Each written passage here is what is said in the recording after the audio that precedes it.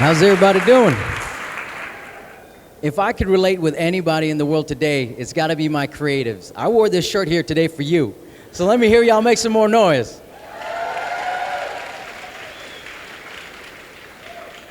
I'm incredibly blessed, privileged to be with all y'all here today just because, man, I could relate with you guys. I mean, when we created Clever Talks about 5 years ago, I remember my team was like, yo, we need a logo and a website.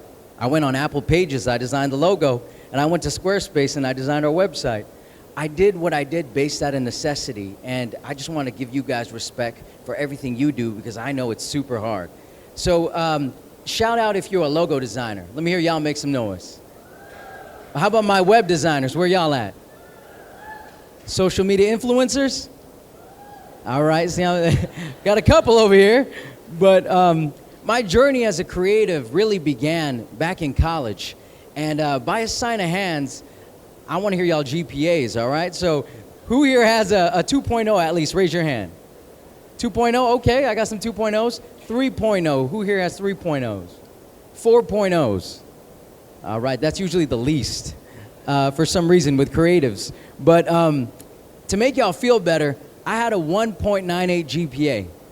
And so I had to be creative if I wanted to get into college. And I remember applying at SDSU, graduated college, 1.98 GPA. And I remember sitting down with my counselor, and I was like, I really want to get into SDSU, and my GPA is not high enough. You think I'll get in? And she told me, you might as well not apply. You need at least a 2.0.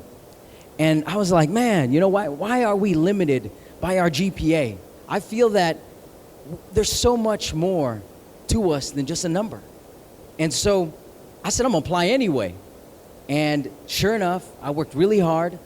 I applied, and I go to the mailbox, and I look at that letter, and it says, Dear Chris Soriano, we regret to inform you that you have not been accepted to the fall semester.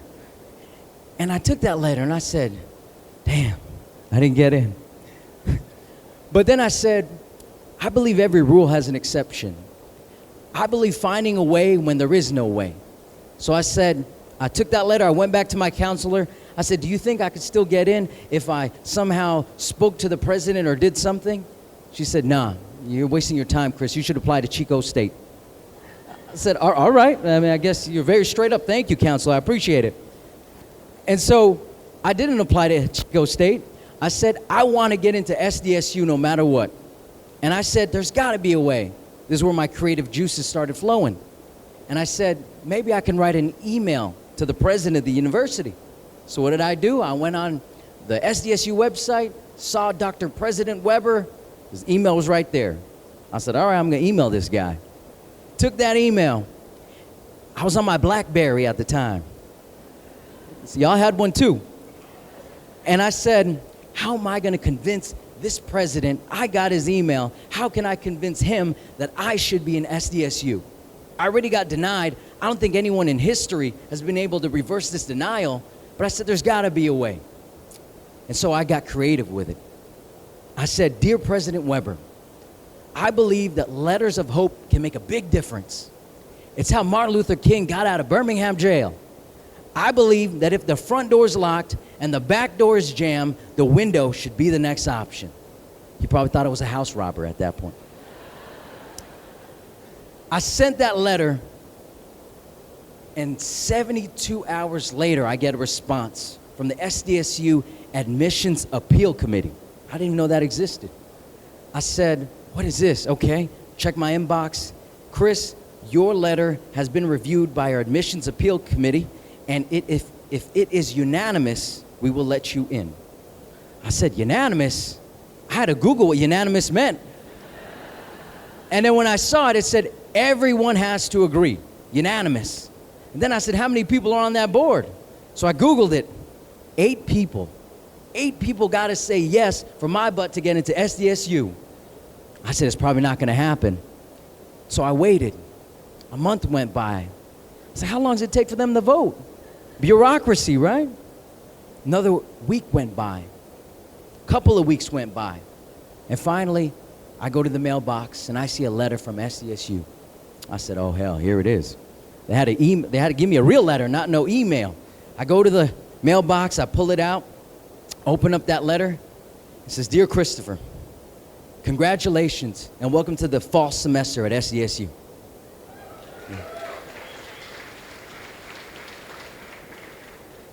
And it was at that point in my life where I said, this right here is surreal. It's surreal how you can reverse a denial and get in despite people telling you no. And I know for a lot of us creatives out here, we've been told no a lot. I have. And it was at that point in college where I said, I'm going to work better on these denials. I'm going to reverse all of them. I believe I have something here. And so I graduated college, created a nonprofit, and I said, I'm here to make a difference. I don't know what, but I want to bring communities together. I want to bring the military together. I want to form a conference to unite all their ideas. I love TED Talks. I'm going to make one for the military, and I'm going to call it Clever Talks. Sure enough, all these veterans are approaching me. Yo, man, I want to make a business. I'm like, oh, man, okay. How am I going to advise you how to make a business? Multiple people, I want to make a business. I want to make a business. I was like, all right, I don't want to look like Ty Lopez right now and make a video here and tell you how to do it. But I said, who can really help these veterans to create a business? And I was watching Shark Tank, and I saw there, Mark Cuban. All right, that's the guy. And then I said, I remember with my team who's right here in the front, I said, yo, I'm going to connect with Mark Cuban. And they were like, how on earth are you going to do that? I said, I'm going to find his email, just like I did. Like, how are you going to find his email? Jumped on Google. And on Google, I searched. I put Mark Cuban email. Didn't find it. And then I was like, this is a lot harder than I thought. And so I went on articles. Then I found unique threads. I found forums. I nerded out on this. I was like, I'm going to find this guy's email. And then finally, on the 7th page of the searches, there was one article that stated in a forum message that this could be his email. So I said, maybe I got a fair shot. I copied that email, went back. This time I had an iPhone, not a BlackBerry. And then I said in the subject line, Mark Cuban to inspire thousands of veterans in San Diego. And then in the first line, Dear Cuban, I believe that letters of hope can make a big difference. That's how Martin Luther King got out of Birmingham jail. I believe the front door's locked and the back door's jammed. The window should be the next option. And sure enough, I said, I believe that our troops would love to hear from you. A lot of veterans are approaching me to get business advice. I believe you're the right person that can make this happen. I send that email off. 30 minutes later, I get a response. I was like, this is probably a scammer or something. I can't believe this. He asked a question. I was like, man, this is like Who Wants to Be a Millionaire? If I get this wrong, I may never get to talk to Cuban again. I said, should I lie answering this question or should I tell the truth? I answered it honestly. I didn't hear anything back. I said, damn, I should have lied. 24 hours go by. Nothing. I was like, what in the world? Was this Cuban or not? I follow up again. Nothing. I follow up 2 days later, nothing. I was like, man, I'm probably bugging some scam artist in another country. It's probably not even Cuban. This is wasting both of our times. Finally, I kept following up. I probably sent about 13 emails. And then I said something along the lines of, Dear Mr. Cuban, I'd like to know if you're in or you're out. He responded 30 minutes later with 3 words, I'll be there. No contract, no nothing. I was like, this can't be real. I mean, and then my team's looking at me. What did he say? I'm like, he said he's going to be here. All right.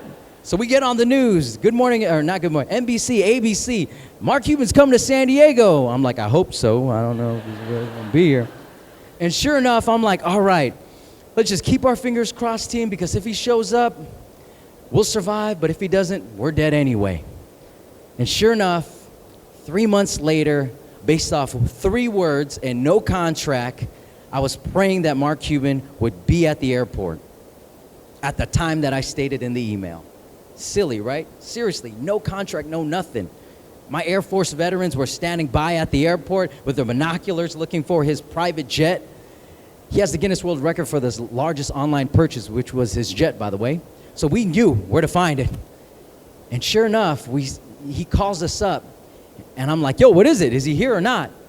He's like, I just see Cuban, man. He's on the way. I said, oh, man, this is getting real, y'all. Y'all get ready now. Tell the news they could record this now.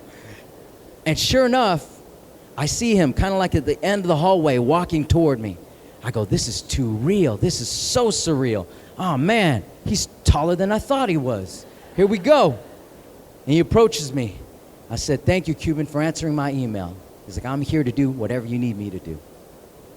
And sure enough, we sat on a stage like this, and he's like, with me, we're just asking each other questions, and I'm spacing out going, this is incredibly surreal. I'm sitting next to a billionaire, and we're asking each other real questions to help our veterans.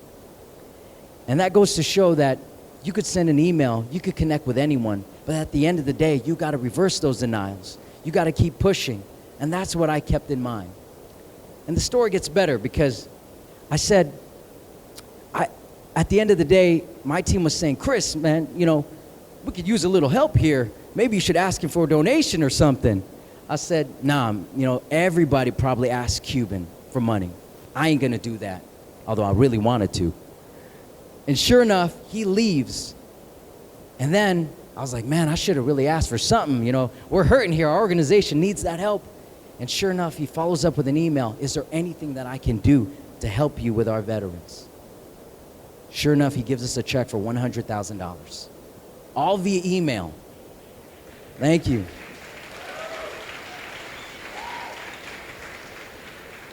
And then after that, I get that email again. How else can I help our veterans? Gives us another check for $240,000. All via email. And then that's when I said, wow, that's the power of a billionaire giving back to our troops. And till this day, you know, I remain transparent with Cuban. 5 years, our team, no salaries, because we really believe in the mission that we're doing at Clever Talks. And I really believe that when you develop an authentic relationship with someone like a billionaire, you can make a huge difference in the world.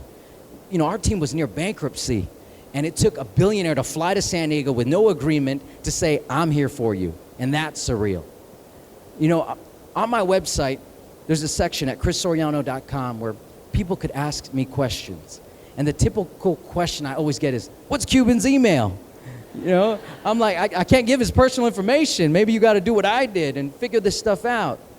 And I remember getting an email one night from an elite Special Forces Navy SEAL. I was like, all right, this guy says he's a Navy SEAL. I don't think he should say that via email, but all right, I'm going to talk to him. This gentleman talks to me, and he's like, I got a lead that wants to speak at your conference. And I'm like, okay, who is it? His name is Rob O'Neill. I'm like, who that? The guy who took down Osama bin Laden. I said, oh man, okay. Well, yeah, let's meet, let's talk. I meet with him in person in an undisclosed location. I'm like, I feel like I'm gonna get shot right now. This is a little too intense for me. I said, hey brother, nice to meet you. Hey brother, I got some guy who wants to share his story. Rob wants to share how he took down Osama bin Laden to empower our troops. I said, wow, I'm totally down. You know, whatever Rob wants to talk about, I'm there. Sure enough, he says, hey, you can't leak this to the public because he's a high-profile target. And there are people out there, terrorists, that could attack you if they know who's coming to your event. I said, man, maybe we should reconsider this. I don't want somebody attacking us. We're just trying to get by. And sure enough, Rob agrees to speak at our event. Immediately, the next day, the Navy steps in, says, we're going to have to relocate your conference on base so that it's safer. I said, wow, we're working with the military now to put on this event? Sure enough, we're safe. We're on base. Rob O'Neill, the day of our event, arrives, shakes my hand. Chris, I'm here to do what you want me to do. I was like, wow, this is so amazing. From billionaires to Navy SEALs. All right, Rob, what I need you to do is empower our vets in this audience. All right. He speaks. Finally, he's done. Shakes my hand. He says, thank you for not getting me killed. I said, wow, man, you got to go home after this. What about me? Nice to meet you. He goes home, and I reflect back of how surreal this experience has been. From billionaires to Navy SEALs, all through email, no contracts, no agreements. And I'd like to challenge you all here today. to remember to find a way when there is no way. And if the front door is locked and the back door is jammed, the window should be the next option. Thank you.